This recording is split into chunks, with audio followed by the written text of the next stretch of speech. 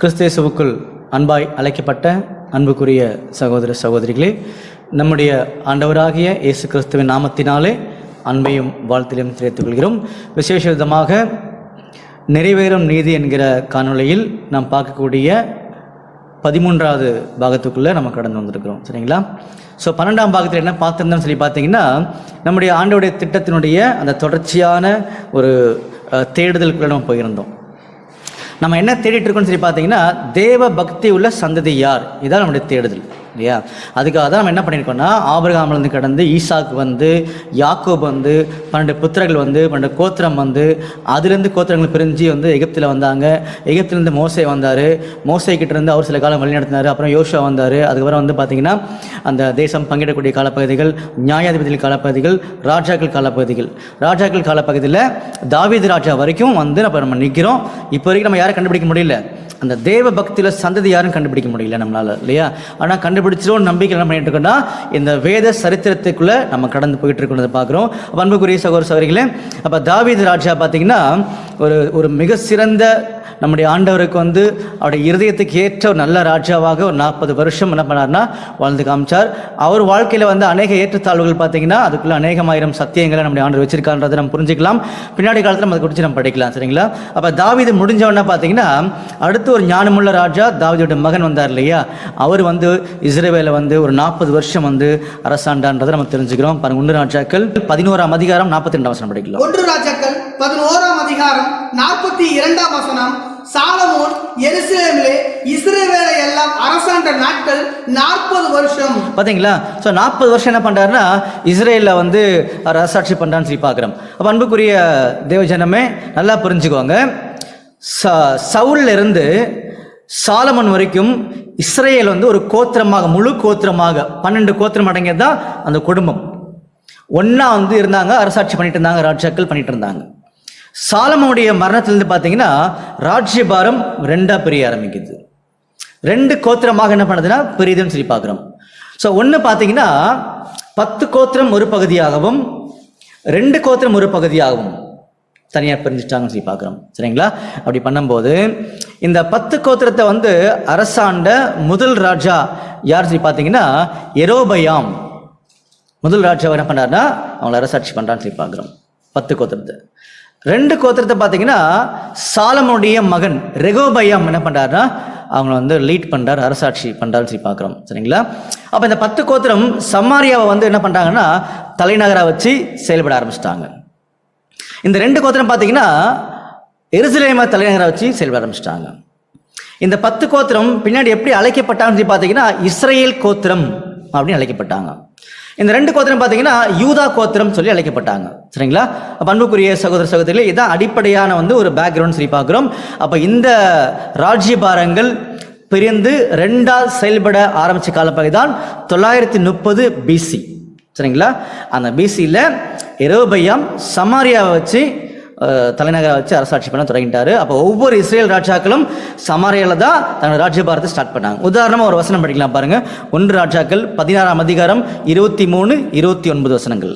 1 ராஜாக்கள் 16ஆம் அதிகாரம் 23ஆம் வசனம். யூதாவின் ராஜாவாகிய ஆசாவின் 31ஆம் வருஷத்தில் உம்ரி இஸ்ரவேல் மேல் ராஜாவாகி 12 வருஷம் ராஜ்யபாரம் பண்ணினான். அவன் திர்ஷாவிலே 6 வருஷம் அரசாண்டு. 24ஆம் வசனம். பின்பு சேமேரின் கையிலிருந்து சமாரியா மலையை 2 தாலந்து வெள்ளிக்கு வாங்கி அந்த மலையின் மேல் ஒரு பட்டணத்தை கட்டி அதற்கு மலையினுடைய எஜமானா இருந்த சேமேருடைய பெயரின்படியே சமாரியா என்னும் பெயரை தரித்தான். அதுக்கப்புறமா ஒவ்வொரு ராஜாக்கள் பார்த்தீங்கன்னா இந்த சமாரியால தான் தன்னோட ஆளுகை என்ன பண்றாங்கன்னா தொடர்ந்து வந்து நடத்துறாங்கன்னு பார்க்குறோம். எந்த ராஜாக்கள்னா இஸ்ரேல் ராஜாக்கள், 10 கோத்திரத்தின் ராஜாக்கள். அந்த 20ஆம் வசனம் படிச்சிருங்க. 29ஆம் வசனம். யூதாவின் ராஜாவாகிய ஆசாவின் 38ஆம் வருஷத்தில் உம்ரியின் குமாரனாகிய ஆகாப் இஸ்ரவேலின் மேல் ராஜாவாகி சமாரியாவில் இஸ்ரவேலின் மேல் 22 வருஷம் ராஜ்யபாரம் பண்ணினான். அப்ப சமாரியால தான் இஸ்ரேல் ராஜாக்கள் ராஜ்யபாரத்தை தொடங்கிட்டாங்க, கொண்டு போயிட்டு இருக்காங்கன்றதுக்கு சில வசனங்கள் படிச்சிருக்கோம் சரி பார்க்கிறோம். அதே மாதிரி யூத ராஜாக்கள் பாருங்க. 1 ராஜாக்கள் 2ஆம் அதிகாரம் 11ஆம் வசனம். 1 ராஜாக்கள் 2ஆம் அதிகாரம் 11ஆம் வசனம். தாவீது இஸ்ரவேலை அரசாண்ட நாட்கள் 40 வருஷம். அவன் எப்ரோனில் 7 வருஷமும் எருசலேமில் 33 வருஷமும் அரசாண்டான். இன்னொரு வருஷம் கூட படிச்சலாம். உதாரணத்துக்கு 2 நாளாகமும் 34ஆம் அதிகாரம் 1ஆம் வசனம். 2 நாளாகமும் 34ஆம் அதிகாரம் 1ஆம் வசனம். யோசியா ராஜாவாகிற போது 8 வயதாயிருந்து 31 வருஷம் எருசலேமில் அரசாண்டான். பாத்தீங்களா, எருசலேம் என்ன பண்றாங்கன்னா யூத ராஜாக்கள் அரசாட்சி பண்றாங்கன்னு சொல்லி பார்க்கிறோம். அப்ப அன்புக்குரிய தேவஜனமே, நமக்கு என்ன கேள்வின்னு சொல்லி பார்த்தீங்கன்னா, நம்முடைய இந்த ஓட்டத்துல இந்த பாதையில நாம எதை கண்டுபிடிக்க ஓடிட்டு இருக்கிறோம்? நம்முடைய ஆண்டவருடைய திட்டம் என்ன ஆயிடுச்சு, யார் அந்த தேவ பக்தி உள்ள சந்ததி அப்படின்றதுக்காக தான் உள்ள போயிட்டு இருக்கோம். அதே நேரத்தில் இப்ப இன்னொரு கேள்வி நம்ம சேர்க்க போறோம் உள்ள. இதெல்லாம் நாம ஏன் கவனிக்கணும், நம்ம நிலைமை என்ன அப்படின்ற கேள்வியும் உள்ள வச்சுக்கலாம். அதுக்கும் பதில் நம்ம கண்டுபிடிக்க போறோம். சரிங்களா? அப்ப அன்புக்குரிய தேவஜனமே, இப்போ இஸ்ரேல் ராஜ்யம் யூத ராஜ்யம் சொல்லி 2ஆ பிரிஞ்சுட்டாங்க. 2ஆ பிரியும் போது இந்த யூத ராஜ்யத்துக்கு மட்டும் என்ன பண்ணாருன்னா, நம்முடைய ஆண்டவர் வந்து நல்ல நல்ல ராஜாக்களை, ஆசாரியர்களை, தீர்க்கதரிசிகளை நிறைய கொடுத்தார். அதே மாதிரி பார்த்தீங்கன்னா இந்த இஸ்ரேல் ராஜ்யம் இருக்கு இல்லையா, அதுக்கு வந்து கொடுக்கலன்னு சொல்ல முடியாது. ஆனால் யூதாவுக்கு கொடுத்த மாதிரி இஸ்ரேலுக்கு கொடுக்கல. அப்போ இஸ்ரேலில் வந்து சொல்லிக்கொள்ளும்படியாக இருந்த மிகப்பெரிய தீர்க்கதரிசிகள் 2 பேர் இருக்கிறாங்க. ஒன்று வந்து எலியா, எலிசான்றது நமக்கு நல்லா தெரியும். சரிங்களா? ஒன்று எலியா, எலிசா தான் ரொம்ப கிராண்ட் பெரிய தீர்க்கதரிசிகள், நிறைய அற்புதங்கள்லாம் பண்ணியிருக்காங்க பார்க்குறோம் இல்லையா. ஆனால் யூதாவை விசேஷமாக என்ன பண்ணாருன்னா நம்முடைய ஆண்டவர் வந்து தேர்ந்தெடுத்து வழிநடத்தினான்றதை நம்ம தெரிஞ்சுக்கிறோம். ஏன் யூதாவுக்கு இந்த ஆசீர்வாதங்கள் அப்படின்னு சொல்லி பார்த்தீங்கன்னா, யூதா கோத்திரத்தை ஜனங்களை நம்முடைய ஆண்டவர் ரொம்ப அதிகமாக பரிசுத்தப்படுத்திக்கிட்டே வந்துட்டு இருந்தார். காரணம் என்னன்னா, யூதா கோத்திரத்தில் தான் யார் வெளியில வரணும்? யூதா கோத்திரத்து சிங்கம் நம்முடைய ஆண்டவராக இயேசு கிறிஸ்து அந்த கோத்திரத்திலிருந்து வரணுன்றதுக்காக தான் என்ன பண்ணாருன்னா, அவங்களை ஒவ்வொரு காலப்பகுதியிலுமே பரிசுத்தப்படுத்திக்கிட்டே வந்துட்டு இருந்தார். அதே மாதிரிதான் அந்த கோத்திரத்திலிருந்தா ஒரு ராஜாவும் வெளியில வரணும். அந்த ராஜா தான் யூதா கோத்திர சிங்கம் இல்லையா. அதனால்தான் இந்த கோத்திரம் தாவீதுடைய கோத்திரம். அதனால்தான் தாவீதுக்கு ஏற்கனவே நம்முடைய ஆண்டவர் அநேக வாக்குத்தத்தங்களை கொடுத்திருந்தார். பாருங்க, உதாரணமா எரேமியால படிக்கலாம். எரேமியா 33ஆம் அதிகாரம் 15-17 வசனங்கள் படிங்க. எரேமியா 33ஆம் அதிகாரம் 15ஆம் வசனம் முதல். அந்நாட்களிலும் அக்காலத்திலும் தாவீதுக்கு நீதியின் கிளையை உழைக்க பண்ணுவேன், அவர் பூமியிலே நியாயத்தையும் நீதியும் நடப்பிப்பார். பாத்தீங்களா, தாவீதுக்கு வந்து நீதியின் கிளை என்ன பண்ணாருன்னா நான் ஏற்படுத்துவேன்னு சொல்றாரு. அவர் தான் பூமியிலே நீதி நியாயத்தையும் ஏற்படுத்துவார். அப்ப தாவீது வம்சத்தில் தான் ஒரு நீதியின் கிளை வெளியே வரணுன்றது ஆண்டோடைய திட்டமா இருக்குன்றதை கவனிக்கிறோம் இல்லையா. தொடர்ந்து படிங்க. 17ஆம் வசனம் படிங்க. 17ஆம் வசனம். இஸ்ரவேல் வம்சத்தில் சிங்காசனத்தின் மேல் உட்காரத்தக்க புருஷன் தாவீதுக்கு இல்லாமல் போவதில்லை. அப்ப தாவீதோட சிங்காசனத்தை தான் சிறப்படுத்துன்றது என்ன பண்றாருன்னா மறுபடியும் சொல்லி காமிக்கிறார் இல்லையா. இன்னொரு வசனம் படிக்கலாம் பாருங்க. 1 ராஜாக்கள் 2ஆம் அதிகாரம் 45ஆம் வசனம். 1 ராஜாக்கள் 2ஆம் அதிகாரம் 45ஆம் வசனம். ராஜாவாகிய சாலமோனோ ஆசீர்வதிக்கப்பட்டவனாய் இருப்பான், தாவீதின் சிங்காசனம் என்றென்றைக்கும் கர்த்தருக்கு முன்பாக உறுதியா இருக்கும் என்று சொல்லி. பாத்தீங்களா, தாவீதுடைய சிங்காசனம் என்றென்றைக்கும் கர்த்தருக்கு முன்பாக உறுதியா இருக்கும். அதனாலதான் தாவீது கிட்ட நம்முடைய ஆண்டவராகிய இயேசு கிறிஸ்து ஏற்படுத்தின உடன்படிக்கையின் அடிப்படையில் அவங்களை தொடர்ந்து என்ன பண்ணிட்டு இருக்காருன்னா பரிசுத்தம் பண்ணிட்டு வந்துட்டு இருக்காரு. அந்த உடன்படிக்கைக்கு நம்முடைய ஆண்டவர் வந்து உண்மையா இருக்காரு என்னைக்குமே. பாருங்க, சங்கீதம் 89:3-4-35.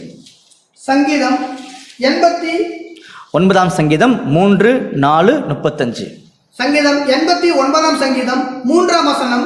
என்ன தெரிந்து கொள்ளப்பட்டவனோடு உடன்படிக்கை பண்ணி என் தாசனாகிய தாவீதை நோக்கி என்றென்றைக்கும் உன் சந்ததியை நிலைப்படுத்தி தலைமுறை தலைமுறையாக உன் சிங்காசனத்தை ஸ்தாபிப்பேன் என்று ஆணையிட்டேன் என்று. பாத்தீங்களா, 35 படிங்க. 35ஆம் வசனம். ஒரு விசை என் பரிசுத்தத்தின் பேரில் ஆணையிட்டு தாவீதுக்கு நான் பொய் சொல்லேன். பாத்தீங்களா. அப்ப அன்புக்குரிய சகோதர சகோதரிகளே, இந்த யூதா கோத்திரத்தை ஏன் இந்த அளவுக்கு ஆண்டவர் பலப்படுத்தி பரிசுத்தப்படுத்தி கொண்டு வரான்றதுக்கு சில சாட்சிகளை படிச்சோம் இல்லையா. என்ன சாட்சிகள் சரி பார்த்தீங்கன்னா, யூதா கோத்திரத்திலிருந்தா நம்முடைய ஆண்டவர் இயேசு கிறிஸ்து வெளியே வரணும்னா அந்த சந்ததி பரிசுத்தமா இருக்கணும். அதான் காரணம். இஸ்ரேலில் இருந்து அங்கிருந்து யாரும் வரப்போறது இல்லை, நம்முடைய ஆண்டவர் இயேசு கிறிஸ்து வரப்போறதுன்றது ஏற்கனவே ஒரு டிவைன் பிளான்ல இருக்குன்றதை நம்ம தெரிஞ்சுக்கிட்டோம். சரிங்களா. அப்படி இருக்கும்போது இந்த 2 கோத்திரம் என்ன பண்ணிட்டாங்கன்னா நாள் அடைவில் அதிகமா ஆண்டோட திட்டத்தை வந்து கீழ்ப்படுகிறோம் தெரிஞ்சுக்கிறோம் சொல்லி கீழ்ப்படுகிறோம் சொல்லி வந்த 2 கோத்திரம் என்ன பண்ணாங்கன்னா காலங்கள் மாற மாற மாற மாற பிரஜாதிகள் அதிகமாக அவங்களுக்குள்ள வர வர இவங்க பிரஜாதிகள்கிட்ட அதிகமாக கலக்க என்ன பண்ணுறாங்கன்னா அவனுடைய வாழ்க்கையின் பாதைகள் ஆண்டோட திட்டத்திலிருந்து வழி விலகி போகுது. அதில் முதல்ல வெளியே போனது தான் நம்முடைய இஸ்ரேல் கோத்திரம். சரிங்களா? அந்த 10 கோத்திரம் என்ன ஆயிட்டாங்கன்னா முதல்ல என்ன பண்ணாங்கன்னா ஆண்டோட திட்டத்திலிருந்து வழி விலகி போயிட்டாங்கன்னு சொல்லி பார்க்குறோம். அந்த 10 கோத்திரத்தை இஸ்ரேல் கோத்திரத்தை என்ன பண்ணுறாருன்னா அசீரிய ராஜாக்கள். ஸோ அந்த டைமில் இருந்த பெரிய பெரிய ராஜாக்கள் யாருன்னு சொல்லி பார்த்தீங்கன்னா பெரிய பெரிய ராஜ்யங்கள். ஒன்று பார்த்தீங்கன்னா எகிப்தின் ராஜ்யம் இருந்துச்சு, அசீரியன் ராஜ்யம் இருந்துச்சு, அப்புறம் பாபிலோன் ராஜ்யம் இருந்துச்சு இல்லையா? இப்படி அநேக ராஜ்யங்கள் இருக்கும்போது இந்த 10 கோத்திரத்தை அசீரிய ராஜ்யங்களை வச்சு என்ன பண்ணுறாருன்னா ஆண்டவர் முறியடிச்சிட்டாரு. அந்த ராஜ்யம் அதோட நினைச்சுன்னா நிர்மூலம் ஆயிடுச்சுன்றதை ஆண்டவர் நம்மளுக்கு புரிய வைக்கிறார். படிக்கலாமா? பாருங்க, 2 ராஜாக்கள் 17ஆம் அதிகாரம் 1ஆம் வசனம் படிக்கலாம். 2 ராஜாக்கள் 17ஆம் அதிகாரம் 1ஆம் வசனம் முதல். யூதாவின் ராஜாவாகிய ஆகாசின் 12ஆம் வருஷத்தில் ஏலாவின் குமாரனாகிய ஒசையா இஸ்ரவேலின் மேல் ராஜாவாகி சமாரியாவிலே 9 வருஷம் ராஜ்யபாரம் பண்ணி. பாத்தீங்களா? இஸ்ரவேலுடைய அந்த இஸ்ரேல் கோத்திரத்தினுடைய 10 கோத்திரத்தினுடைய கடைசி ராஜா தான் ஒசையான்ற ராஜா. அந்த ராஜாவை அசீரிய ராஜா சல்மனசர் என்ன பண்ணிட்டாருன்னா வந்து அரெஸ்ட் பண்ணிட்டார் இல்லையா? அதுதான் படிக்க போறோம். படிங்க, தொடர்ந்து படிங்க. 2ஆம் வசனம். கர்த்தரின் பார்வைக்கு பொல்லாப்பனத்தை செய்தான், ஆனாலும் தனக்கு முன்னிருந்த இஸ்ரவேலின் ராஜாக்களை போல் செய்யவில்லை. அவனுக்கு விரோதமாக அசிரியாவின் ராஜாவாகிய சல்மனசார் வந்தான். அப்பொழுது ஒசையா அவனை சேவிக்கிறவனாகி அவனுக்கு பகுதி கட்டினான். 6ஆம் வசனம் படிங்க. 6ஆம் வசனம். ஒசையாவின் 9ஆம் வருஷத்தில் அசிரிய ராஜா சமாரியாவை பிடித்து இஸ்ரவேலை அசிரியாவுக்கு சிறையாக கொண்டு போய் அவர்களை கோசே நதி ஓரமான ஆலாகிலும் ஆபோரிலும் மேதியரின் பட்டணங்களிலும் குடியேற்றினான். பாத்தீங்களா? அன்புக்குரிய சகோதரர்களே, ரொம்ப முக்கியமான டர்னிங் பாயிண்ட் சரித்திரத்துல, வேத சரித்திரத்துல பெரிய திருப்புமுனை உள்ள வந்துருச்சு. அப்போ இந்த இஸ்ரேல் கோத்திரத்தை ராஜ்யத்தை அசீரிய ராஜா சல்மனசார் வந்து கம்ப்ளீட்டா தரமட்டமாக்கிட்டாரு. அந்த வருஷம் தான் 723 BC.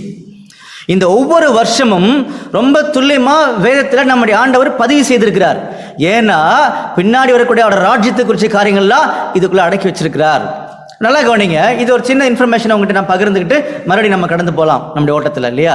என்ன இன்ஃபர்மேஷன் சொல்லி பார்த்தீங்கன்னா, இந்த இஸ்ரேல் ராஜ்யத்தை என்ன பண்ணிட்டாருன்னா அங்க இருக்கக்கூடிய ஜனங்களை அரெஸ்ட் பண்ணி இந்த அசீரிய ராஜா கொண்டு போய் புரஜாதி பட்டணங்களை வச்சுட்டார். அப்ப இந்த சமாரியா இருக்கு இல்லையா, இஸ்ரேல் இருக்கு இல்லையா, இது காலியா இருக்கு இல்லையா, இங்க யார் வந்துட்டாங்கன்னா புரஜாதி ஜனங்கள் உள்ள வந்துட்டாங்க. பாருங்க, அதுல 24 வசனம் படிக்கலாம். 2 ராஜாக்கள் 17ஆம் அதிகாரம் 24ஆம் வசனம். அசிரிய ராஜா பாபிலோனிலும் கூத்தாவிலும் ஆபாவிலும் ஆமாத்திலும் செப்பர் வாயிலிருந்து மனுஷரை வரப்பண்ணி அவர்களை இஸ்ரவேல் புத்திரருக்கு பதிலாக சமாரியாவின் பட்டணங்களிலே குடியேற்றினான். பாத்தீங்களா? அப்ப சமாரியாவில் புறஜாதிகள் உள்ள வந்துட்டாங்க. அப்போ அந்த புறஜாதிகள் சமாரியா பட்டணம் வந்துட்டாங்க. ஆனா சமாரியா ஆண்டோடைய இடம் இல்லையா? ஆனா வந்த புறஜாதிகள் ஆண்டவருக்கு விரோதமா செயல்பட ஆரம்பிச்சிட்டாங்க. காரணம் என்னன்னா ஆண்டோடைய நியமங்கள் அவங்களுக்கு தெரியாம போயிருச்சு.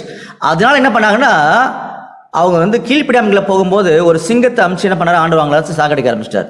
உடனே அசீரிய ராஜா ஃபீல் பண்றாரு, என்ன இது ஜனங்கள்லாம் சாகுறாங்களேன்னு சொல்லும்போது அவருக்கு இன்ஃபர்மேஷன் போயிருச்சு, இது மாதிரி ஜனங்கள் கீழ்ப்படியாமங்களை போயிட்டு இருக்கிறாங்கன்னு சொல்லும்போது அப்போ சிறைப்பட்டு போனவங்க மத்தியிலிருந்து ஒரு ஆசாரியனை கூப்பிட்டு வந்து அவங்களுக்கு வந்து ஆண்டோட நியமங்களை சொல்லிக் கொடுக்குறாங்க. இதை நம்ம ஏன் பகிர்ந்துக்கிறோம்னா இதுல தான் ஆச்சரியமான காரியங்கள் இருக்குது. அப்போ அந்த நியமிக்கப்பட்ட ஆசாரியன் ஆண்டவுடைய நியமங்களை சொல்லிக் கொடுக்குறாரு. இப்படி சொல்லிக் கொடுத்து தெரிஞ்சு வந்தவங்க தான் சமாரிய ஸ்திரீ. அதுதான் அந்த பாயிண்ட் சொல்ல வந்தேன். வேற ஒரு வசனம் படிக்கலாம் பாருங்க. 2 ராஜாக்கள் 17ஆம் அதிகாரம் 27ஆம் வசனம். 2 ராஜாக்கள் 17ஆம் அதிகாரம் 27ஆம் வசனம். அதற்கு அசீரிய ராஜா, நீங்கள் அங்கே இருந்து கொண்டு வந்த ஆசாரியர்களில் ஒருவனை அங்கே அழைத்து கொண்டு போங்கள், அவர்கள் அங்கே குடியிருக்கும்படிக்கு அவன் அவர்களுக்கு அந்த தேசத்து தேவனுடைய காரியத்தை போதிக்க கடவன் என்று கட்டளையிட்டான். பாத்தீங்களா? ஸோ இப்படி போதிக்கப்பட்டு வந்தவங்க தான் சமாரிய ஸ்திரீ, அவங்களை சார்ந்த ஜனங்கள் சரி பார்க்கணும் இல்லையா? அப்போ அசீரிய ராஜ்யம் வந்து இஸ்ரேல் ராஜ்யத்தை தரமட்டமாக்கிட்டாங்க. அப்போ இஸ்ரேல் ராஜ்யம் 10 கோத்திரம் கம்ப்ளீட்டாக முடிஞ்சிருச்சு. மீதம் இருப்பது ஒரே ஒரு கோத்திரம். பாருங்க, நம்மளை எப்படி ஃபில்டர் பண்ணி கொண்டு வர பாருங்க. பெரிய லெவலில் ஒரு குடும்பமாக இருந்தாங்க. அந்த தேவபக்தர் சந்ததி எங்கே போச்சுன்னு நம்ம தேடிட்டே வந்துட்டு இருந்தோம், கண்டுபிடிக்க முடியாத சூழ்நிலை இருந்துச்சு. என்ன பண்ணாரா, இப்போ ஃபில்டர் பண்ணி 10 கோத்திரத்தை தனியாக அனுப்பிச்சு விட்டார். அவங்க காலி முடிஞ்சிச்சு அவங்க கதை. இப்போ மீதம் இருக்கிறது 2 கோத்திரம், யூதா பென்யமீன் தான் யூதா கோத்திரம். அப்போ யூதா கோத்திரத்துக்கும் நிறைய ராஜாக்கள் ஆசாரியர்கள் நிறைய பிரமாணங்கள் சொல்லிக் கொடுக்குறாரு. ஜனங்கள் பரிசுத்தமாக வாழ்ந்த மாதிரியே தெரியல இல்லையா? அதனால என்ன பண்ணாருன்னா, அந்த யூதா கோத்திரத்தினுடைய கடைசி ராஜா இருக்கார் இல்லையா, சிதேக்கியா ராஜா, அவருடைய காலப்பகுதியில் நம்முடைய ஆண்டவர் அவருடைய திட்டங்கள் என்ன பண்ண போறாருன்னா நிறைவேற்றுறதுக்கு ரெடி ஆயிட்டார். ஆனால் அதுக்கு முன்னாடி சில காரியங்களை செய்து காமிச்சார். என்ன பண்ணாருன்னா, இந்த யூதா கோத்திரத்தை அழிக்கிறதுக்காக ஆண்டவர் ஏற்படுத்தின ஒரு மிகப்பெரிய ராஜா தான் சரி பார்த்தீங்கன்னா பாபிலோன் ராஜா நேபுகாத்நேச்சர். அதுக்கு முன்னாடியே எகிப்தின் ராஜ்யம், அசீரியன் ராஜ்யம், அது மாதிரி நிறைய பெரிய பெரிய ராஜ்யங்களை வந்து இவங்களை ஒடுக்குனா கூட, சில ராஜ்யங்களுக்கு அடிமைப்பட்டு போனா கூட இவங்க ராஜ்யபாரத்தை முடிக்கல.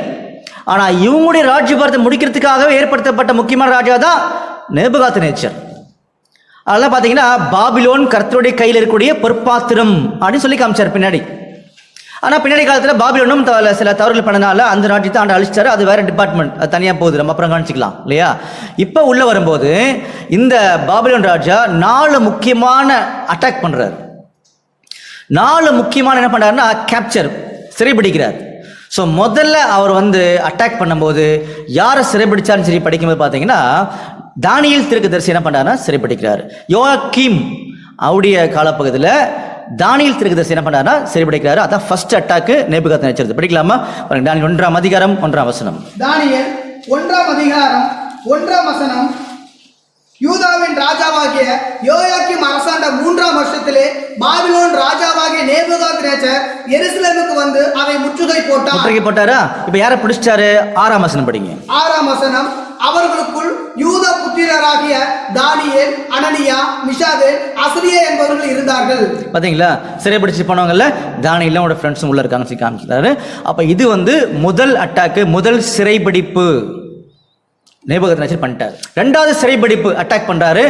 அதுல போனவர் தான் நம்முடைய எசேக்கியேல் தீர்க்கதரிசி. அது வந்து யோக்கீன், கீம் அல்ல கீன் காலப்பகுதின்னு சொல்லி காமிக்கிறார். படிக்கலாமா?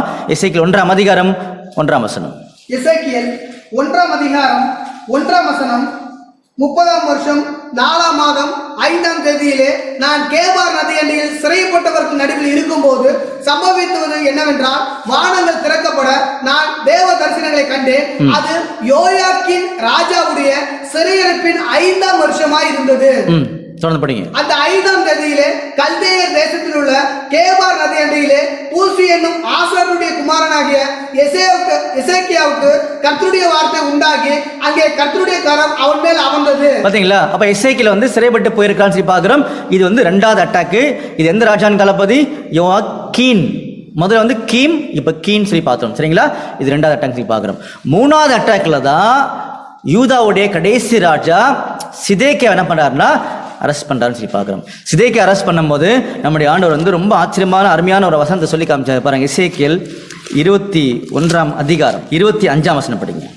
எசேக்கியேல் 21ஆம் அதிகாரம் 25ஆம் வசனம். இஸ்ரவேலை ஆள போகிற அவபக்தி உள்ள துன்மார்க்க அதிபதியே. பாத்தீங்களா? இஸ்ரவேலை ஆளுகிற அவபக்தி உள்ள துன்மார்க்க அதிபதியே அப்படின்னு சொன்னார் இல்லையா? அப்படின்னா இந்த சிதேக்கியா ராஜா ரொம்ப துன்மார்க்கமா ஜனங்களை ஆளுகை செய்யறதுனால பராக்கிரமசாலியாகிய நேபுகாத்நேச்சரை வச்சு அரெஸ்ட் பண்ணிட்டார்.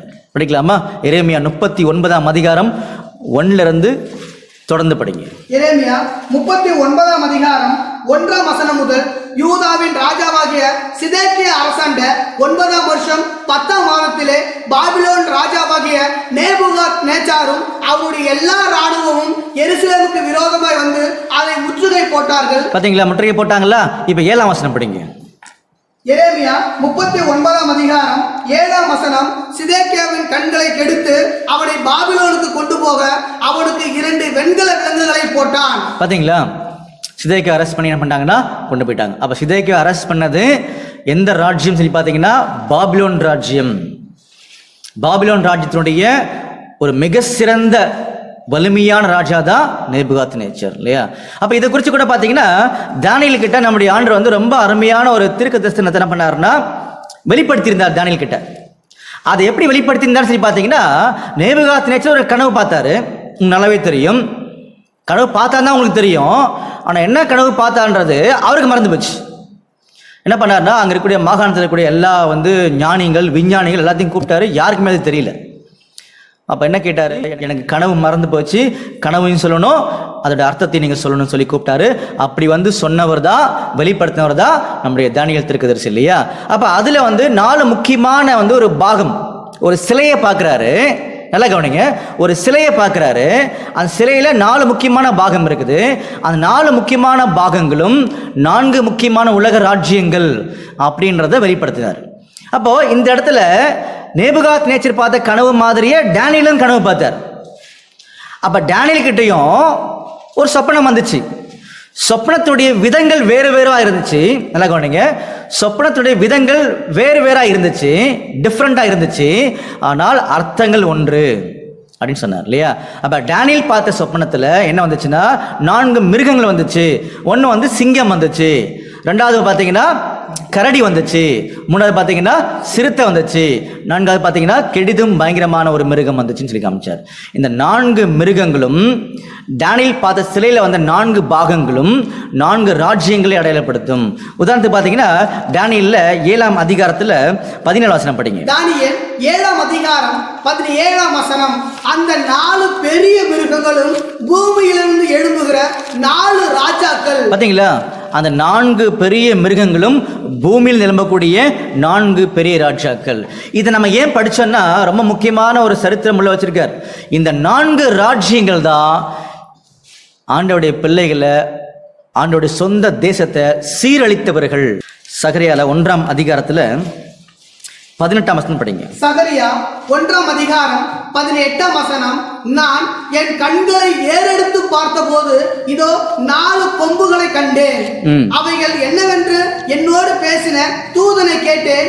அதற்கு அவர், இவைகள் யூதாவையும் இஸ்ரவேலையும் எருசலேமையும் சிதறடித்த கொம்புகள் என்றார். பாத்தீங்களா? நான் 4 கொம்பு பார்க்கிறேன். நல்லா புரிஞ்சுக்க அன்புரி சகோதர சகோதரிகளே, கொம்பு அப்படின்னு சொன்னாவே ஒரு ராஜ்யத்தை அடையாளப்படுத்தும். உதாரணமா அதை நிரூபிக்கிறதுக்காக ஒரு எவிடன்ஸ்க்குள்ள நான் உள்ள போறோம். படிக்கலாம் பாருங்க. டேனியல் 7ஆம் அதிகாரம் 24ஆம் வசனம். தானியேல் 7ஆம் அதிகாரம் 24ஆம் வசனம். அந்த 10 கொம்புகள் என்னவென்றால் அந்த ராஜ்யத்திலே எழும்பும் 10 ராஜாக்களாம். பாத்தீங்களா?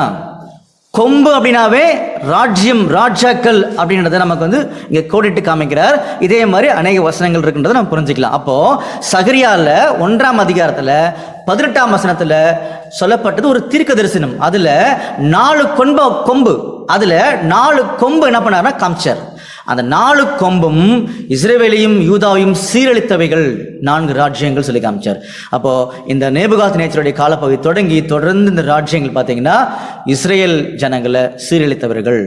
அப்போ 4 ராஜ்யங்கள் எதுன்னு சொல்லி பார்த்தீங்கன்னா, முதல்ல பாபிலோன் ராஜ்யம், ரெண்டாவது மேத பெர்ஷிய ராஜ்யம், மூன்றாவது அலெக்சாண்டருடைய கிரேக்க ராஜ்யம், நான்காவது கெடிதும் பயங்கரமான ரோம ராஜ்யம். புரிஞ்சுங்களா? அப்போ இஸ்ரேல் ஜனங்கள் ஒவ்வொரு ராஜ்யத்துக்கிட்ட என்ன பண்ணுறாங்கன்னா அடிமையாக இருக்கான்னு சொல்லி பார்க்குறோம். அதை இன்னும் கொஞ்சம் விசேஷமாக பார்த்தீங்கன்னா சில ரிலீஃப் என்ன பண்ணுறாருன்னா ஏற்படுத்தி கொடுக்குறார் நம்முடைய ஆண்டவர். உதாரணத்துக்கு பார்த்தீங்கன்னா நம்முடைய நேபுகாத் நேச்சர் வந்து இஸ்ரேல் ஜனத்தை, அதாவது யூதா கோத்திரத்தை கம்ப்ளீட்டாக அழிச்சிட்டார். மீதி இருந்த ஜனங்களை சிறைப்படிச்சு போயிட்டார். அப்படி போகும்போது சிறைப்பட்டு போனவர்களை விடுதலையாக்குனதான் கோரேஸ் ராஜா இல்லையா? ஸோ அந்த கோரேஸ் ராஜா வந்து நம்முடைய ஆண்டவர் சொன்ன திட்டத்தின் அடிப்படையில் சில ரிலீஃப் என்ன பண்ணாரா ஏற்படுத்தி கொடுத்தார் ஜனங்களுக்கு. பாருங்க, 2 நாளாகமம் 36ஆம் அதிகாரம் 22ஆம் வசனம் படிக்கலாம். 2 நாளாகமம் 36ஆம் அதிகாரம் 22ஆம் வசனம். எரேமியாவின் வாயினாலே கர்த்தர் சொன்ன வார்த்தை நிறைவேறும்படி பெர்ஷியாவின் ராஜாவாகிய கோரேசின் 1ஆம் வருஷத்திலே கர்த்தர் பெர்ஷியாவின் ராஜாவாகிய கோரேசின் ஆவியை ஏவினதினாலே. பாத்தீங்களா? இப்ப எந்த ராஜ்யபரம் உள்ள வந்துருச்சு? பெர்ஷிய ராஜ்யபரம். அதாவது பாபிலோன் ராஜ்யம், மேதே பெர்ஷிய ராஜ்யம் வந்தோம் இல்லையா? ஸோ பாபிலோன் ராஜ்யம் என்றது சிங்கத்துக்கு அடையாளமா, மேதே பெர்ஷியன்றது கரடிக்கு ஒப்பாக, கிரேக்க ராஜ்யம் என்றது சிறுத்தைக்கு ஒப்பாக, கெடுதும் பயங்கரமான மிருகம்ன்றது ரோமராஜ்யத்துக்கு ஒப்பாக இல்லையா? அப்போ இந்த இடத்துல கோரேஸ் ராஜா வந்து ஜனங்களை வந்து விடுதலையாக்குறாரு. அது 538 BC அந்த வருஷத்தை விடுதலையாக்குறாரு. விடுதலாகி வந்தாங்க. ஆனால் வந்தாலும் அவங்களுக்கு சுய தேசம் இல்லை. இதுதான் முக்கியமான விஷயம். அந்த தேசம் யாருடைய அடிமைத்தனத்துக்குள்ள அந்த தேசம் யாருடைய கண்ட்ரோலுக்குள்ள இருக்குதுன்னு சொல்லி பார்த்தீங்கன்னா, அன்னைக்கு இருந்த மேதிய பெர்ஷிய ராஜாக்கள் கண்ட்ரோல் இருக்குது. இவங்களுக்கு சுயமா தேசமே கிடையாது அப்படின்னு சொல்லி பார்க்குறோம் இல்லையா? அப்போ சுய தேசத்தில் பார்த்தீங்கன்னா ஜனங்கள் அடிமைகளாக அங்கே இருக்கிறாங்கன்னு சொல்லி பார்க்குறோம்.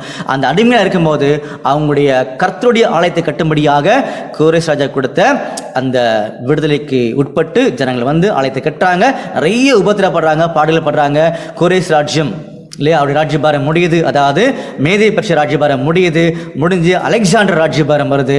அலெக்சாண்டர் ராஜ்யபாரம் வரும்போதும் ஜனங்களுக்கு சுய தேசம் இல்லை, அடிமையாக இருக்கிறாங்க. அலெக்சாண்டர் ராஜ்யபாரம் முடிஞ்சு ரோம ராஜ்யம் ஸ்டார்ட் ஆகுது. அப்படி ஸ்டார்ட் ஆகும்போது பார்த்தீங்கன்னா அங்கேயும் ஜனங்கள் அடிமையாக இருக்கிறாங்க. இப்படி தொடர்ந்து காலங்கள் போயிட்டு இருக்குது. மல்கியா தீர்க்கதரிசி வரைக்கும் தொடர்ந்து பார்த்தீங்கன்னா நம்முடைய ஆண்டவர் ஜனங்களுக்கு பார்த்தீங்கன்னா தீர்க்கதரிசிகளை கொடுத்தாரு. ஆனால் ஜனங்கள் கீழ்ப்படுகிற மாதிரியே இல்லை.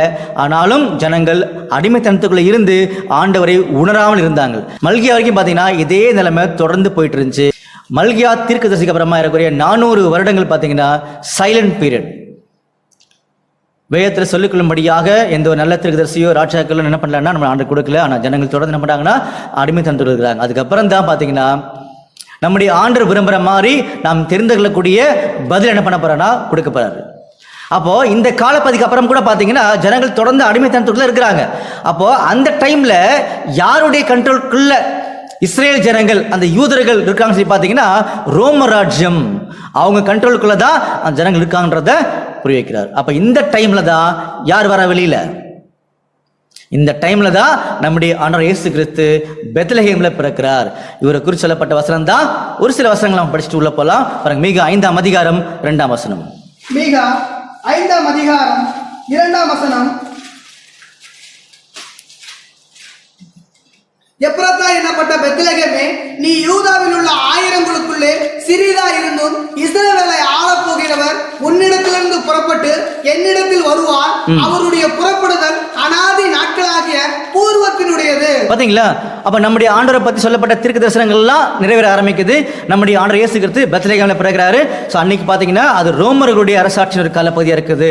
அதுக்கு சாட்சி ரசமான படிச்சுட்டு போலாம். உள்ள பாருங்க, யோவான் 11ஆம் அதிகாரம் 48ஆம் வசனம். யோவான் 11ஆம் அதிகாரம் 48ஆம் வசனம். நாம் இவனை இப்படி விட்டுவிட்டால் எல்லாரும் இவனை விசுவாசிப்பார்கள். அப்போது ரோமர் வந்து நம்முடைய ஸ்தானத்தையும் ஜனத்தையும் அழித்து போடுவார்களே என்றார்கள். பாத்தீங்களா? அப்போ நம்ம பழைய ஏற்பாட்டில் இருந்து இப்ப அப்படியே ஜம்ப் ஆகி புதிய ஏற்பாட்டுக்கு வந்தாச்சு. புதிய ஏற்பாட்டில் நம்முடைய ஆண்டவர் இயேசு கிறிஸ்துவின் காலப்பகுதிக்கு உள்ள வந்தாச்சு இல்லையா? எதுக்காக இங்க வந்திருக்கோம்னா ஆபிரகாம்கிட்ட சொன்ன ஆசீர்வாதம், அந்த ஆசீர்வாதம் 2 பகுதியாக இருந்துச்சு. ஒன்று வானத்து நட்சத்திரம், இன்னொன்று வந்து கடற்கரை மணல். 2 பகுதியாக இருக்கும்போது அதை 2 குரூப்புக்கு பிரித்து கொடுத்துட்டாரு. ஒன்று வந்து வானத்து நட்சத்திரம் சொல்லக்கூடிய ஆசீர்வாதத்தை ஈசாக்கிட்ட கொடுத்துட்டாரு. கடற்கரை மணல் சொல்லக்கூடிய ஆசீர்வாதத்தை யாக்கோப்ட கொடுத்துட்டாரு. இப்படி 2 பேர்கிட்ட பிரித்து கொடுத்ததுக்கு அப்புறமா நமக்கு குழப்பம் வந்துருச்சு. என்ன குழப்பம் வந்துருச்சுன்னா, நம்முடைய ஆண்டவர் சொன்ன தேவ பக்தி உள்ள சந்ததி யார்? அது ஈசாக்கா யாக்கோபான்னு தெரியல.